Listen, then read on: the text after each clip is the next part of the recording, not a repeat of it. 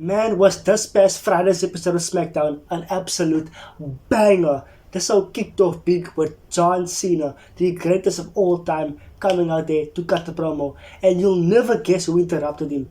None other than the future GOAT. Roman Reigns came out to interrupt Cena. And I was thinking, okay, are we setting up a match between John Cena and Roman Reigns, the rematch? I would love that part 3 of those two. But Cena said, no. I'm not the guy here to challenge you. This guy is an LA Knight. Yeah! Came out.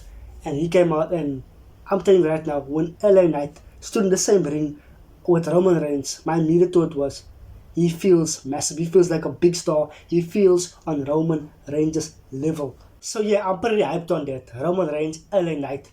It's gonna be pretty big, pretty massive. But this all kind of went through like a dull moment because the next segment was pretty deadly versus the Brawling Brutes. Now it was a fine match. I don't really care about none of these teams, but it is what it is. Also, another thing I want to talk about. So there was a couple of backstage segments with Roman Reigns. It's all you got. You got Roman backstage. We got 2 segments, and I just missed having Roman Reigns on my television screen. So yeah, more of Roman Reigns on my TV screen, please. I will take that every single day. Bring more Roman to my television screen. And the next segment that I want to talk about is we had a match versus Bayley and Selena Vega, and this absolute banger. Short match, but a really good match.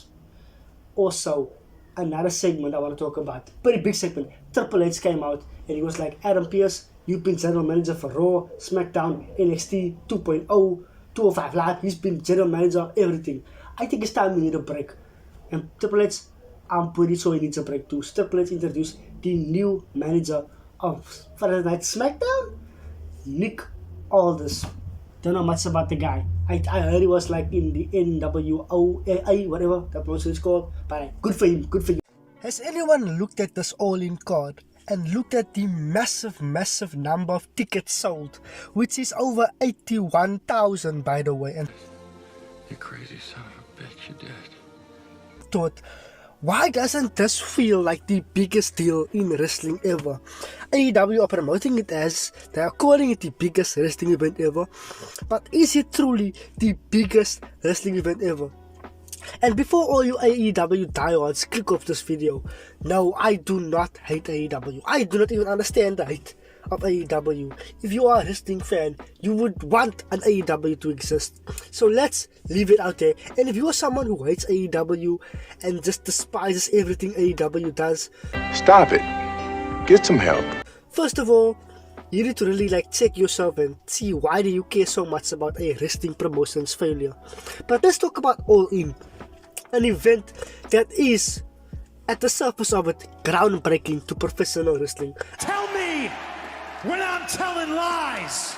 An event that at the surface of it is the most massive, crazy accomplishment ever. Because when AEW first announced that they were gonna run Wembley Stadium, I thought, come on guys, you guys made a mistake. You guys meant to say Wembley Arena. Let's just admit we made a mistake and say Wembley Arena. But now, these crazy mo-effers actually meant Wembley Stadium. Nice. But then I thought, okay, you know what?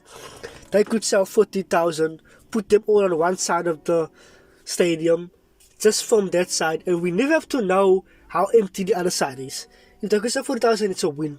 But these guys are on the verge of selling out Wembley Stadium. They really are the biggest paid wrestling show of all time. It is already that is a fact.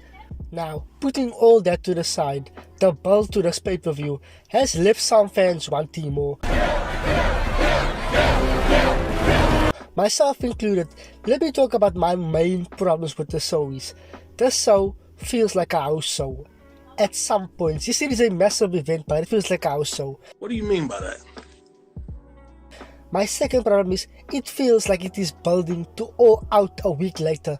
Now I know some people say, oh come on, what did you expect to have another pay-per-view the next week? That's not my fault as a fan. Why should I as a fan care about that? AEW, why did they book 2 pay-per-views a week close to each other? That is not me or you as a fan's problem to care about. And my third point, which is just a meeting but Kenny Omega is my favorite wrestler of all time.